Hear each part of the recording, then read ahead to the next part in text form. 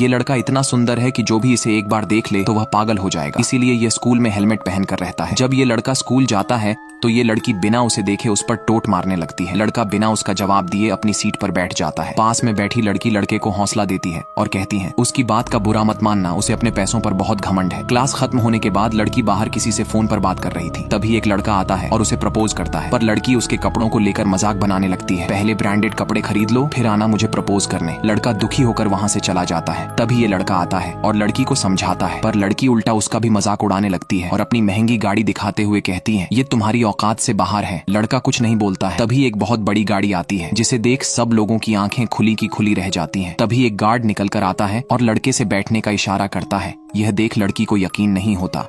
इस लड़के के डैड इतने अमीर हैं कि वह पूरे शहर को ही खरीद सकते हैं, फिर भी उनका लड़का एक सरकारी स्कूल में पढ़ता है, उसे कोई पहचान ना ले, इसलिए वह हेलमेट लगाकर रहता है। इस बात से लड़के के डैड काफी नाराज रहते हैं क्योंकि उनका बेटा एक सरकारी स्कूल में पढ़ता है और अब उनकी तबीयत दिन प्रतिदिन बिगड़ती ही जा रही है। इसलिए वह चाहते हैं लड़के की शादी अपने दोस्त की बेटी के साथ कर दी जाए। पर लड़के को एक ऐसी लड़की चाहिए थी जो कि उसके पैसों से ना उससे प्यार करे। अगले दिन जब यह लड़का स्कूल जाता है तो सभी स्टूडेंट को अपना अपना पार्टनर चुनकर डांस क्लास में जाना था। ये लड़का इस लड़की से पूछता है क्या तुम मेरे साथ डांस क्लास में चलोगी? तभी लड़की कहती है अपनी शक्ल देखी। डांस क्लास में जाने की पीछे खड़ी लड़की लड़के से कहती है क्या तुम डांस क्लास में भी हेलमेट पहनकर जाओगे? अगर किसी को हेलमेट लग गया, हाँ अगर तुम इस हेलमेट को उतार हैंडसम हुए तो मैं चल सकती हूँ। पर लड़का कहता मुझे तुम्हारे साथ नहीं जाना है। तभी लड़की जबरदस्ती हेलमेट उतरने लगती। हेलमेट उतारते ही सभी लड़कियां पहचान जाती हैं कि इसके डैड इस शहर के सबसे अमीर आदमी हैं, जिस पर लड़कियां मरती हैं। अब वह लड़की दौड़ कर आती, कहती कि मैं तो मजाक कर रही थी। अगले दिन ये लड़की इस लड़के के घर पहुंच गई थी। दरअसल इन दोनों के पिता अच्छे दोस्त थे और लड़की के पिता चाहते थे कि वह उनके दोस्त की लड़की के साथ शादी कर ले, और लड़का तैयार नहीं होता है। वह बताता है ये लड़की सिर्फ पैसों से प्यार करती है और मुझे ऐसी लड़की नहीं चाहिए। अगले दिन ये लड़का क्लास में उसे लड़की से बात करना शुरू कर देता है, जो उसे सबसे पहले हौसला देती है। लड़का उससे पूछता है क्या तुम मेरे बारे में नहीं? लड़के को बड़ी हैरानी होती है, जहाँ एक तरफ सारी लड़कियां उसके पीछे पागल हैं, वहीं इस लड़की को इंटरेस्ट ही नहीं है। लड़का उससे पूछता है क्या तुम मेरे साथ कहीं घूमने चलोगी? लड़की तैयार हो जाती है, पर ये जहाँ भी जाते हैं सब इन्हें ही देखते रहते हैं। तभी अचानक इन दोनों को एक साथ ये लड़की भी देख लेती है, जिसे बहुत गुस्सा आ रहा था, पर यह दोनों बिना किसी की परवाह करे एक दूसरे के करीब आते गए। और एक दिन लड़के ने लड़की को अपने घर बुलाया। लड़की जब घर को देखती है तो हैरान रह जाती है। वह लड़के को साफ साफ बता देती है मैं तुम्हारे जितनी अमीर नहीं हूँ, मैं बहुत ही गरीब घर से हूँ। तभी लड़का कहता है तुम्हें परेशान होने की जरूरत नहीं है, और वह उसे अपनी फैमिली से मिलाता है, जहाँ पर लड़के के पिता लड़की से पूछते हैं तुम्हारे माता पिता क्या करते हैं? लड़की बताती है कि मेरे पिता एक सिक्योरिटी गार्ड है और मेरी माँ स्टोर पर काम करती है। तभी लड़का बीच में बोलता है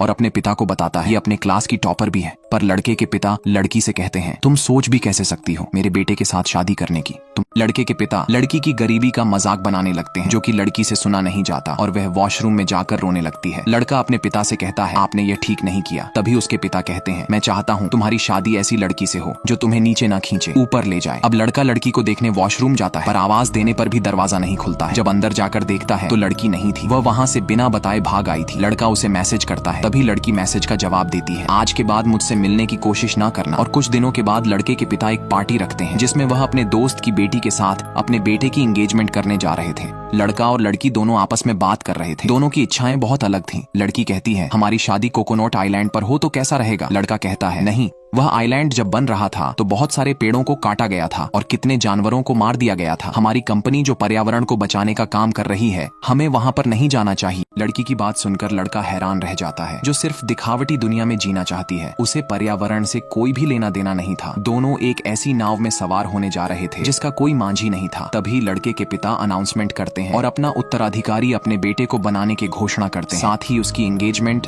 अपने दोस्त की बेटी के साथ करने की भी बात करते हैं। यह बातें सुनकर लड़के की माँ जरा भी खुश नहीं थी। तभी लड़के की नजर फूलों के गुलदस्ता पर जाती है जो उसी लड़की ने भेजे थे। यह देखकर लड़के का दिल बैठ जाता है। वह अपने पिता को बीच में रोकता है और उनके उत्तराधिकारी बनाने से इनकार कर देता है और पार्टी छोड़कर चला आता है। लड़के के पिता उसे समझाते हैं, पर लड़का कहता है मुझे उस लड़की से शादी नहीं करनी, जिसके ख्याल मुझसे जरा भी नहीं मिलते हैं। लड़के के पिता कहते हैं अगर तुमने उसे लड़की से शादी नहीं की तो मैं तुम्हें बेदखल कर दूं। लड़का कहता है ठीक है, मुझे नहीं चाहिए आपकी दौलत और ये सन्नो शौक, और अब यह सब मैं ज्यादा बर्दाश्त नहीं कर सकता। ये ये लड़का अपने पिता से कहता है मुझे उस लड़की से शादी नहीं करनी है जो सिर्फ मेरे पैसों से प्यार करती है। तभी लड़के के पिता कहते हैं ठीक है, आज के बाद मेरी रोल्स रॉयल लेकर मत जाना। लड़का कहता है ठीक है, नहीं ले जाऊंगा। लड़का अब सीधे लड़की के घर पहुंच जाता है। लड़की कहती है अब यहाँ पर क्या करने आए हो? जब तुम्हारे पिता मुझे भला बुरा कह रहे थे तब तुमने कुछ नहीं कहा था। तभी लड़का कहता है उस वक्त मैं तुम्हारा साथ नहीं दे सका था, उसके लिए मुझे माफ कर दो, पर मैंने वह कंपनी वह घर सब छोड़ दिया है तुम्हारे लिए। तभी लड़की उसे माफ कर देती है, पर अब उस कंपनी को संभालेगा कौन? मेरे पास एक आइडिया है। और अब ये लोग उस पार्टी में वापस आ गए थे। यहाँ पर यह आदमी कंपनी का सीईओ बनने की बात कर रहा था। बताता है कंपनी के ओनर का बेटा जो अपने परिवार को नहीं संभाल सकता है वह भला कंपनी को कैसे संभाल सकता है, इसलिए मैं इस कंपनी का सीईओ बनना चाहता हूँ। तभी यह लड़की कहती है इस कंपनी के 2 बच्चे हैं, इसलिए कंपनी का सीईओ एलन को बनाना चाहिए। पर तभी आदमी कहता है वह एक लड़की है, वह भला कंपनी कैसे संभाल सकती है? लड़का बताता है मैंने करोड़ों की गाड़ियां, आलीशान मकान, यहाँ तक की सारी संपत्ति को ठुकरा दिया है तुम्हारे लिए, पर प्लीज मेरे प्यार पर विश्वास करो। आखिरकार लड़की को विश्वास हो जाता है। तभी लड़की कहती है पर उस कंपनी को संभालेगा कौन? इधर ये आदमी कंपनी को संभालने की जिम्मेदारी लेता है, पर तभी वह लड़की आ जाती है जो कहती है कंपनी को लड़के की बहन संभालेगी। आदमी कहता है कंपनी को चलाना लड़कियों का काम नहीं। तभी वह लड़की बताती है हाँ क्यों नहीं, जिस तरह तुम इस कंपनी को अभी तक चलाते आ रहे थे, तुम्हारे बहुत सारे घोटाले मुझे पता है। जिस पर आदमी कुछ नहीं बोलता।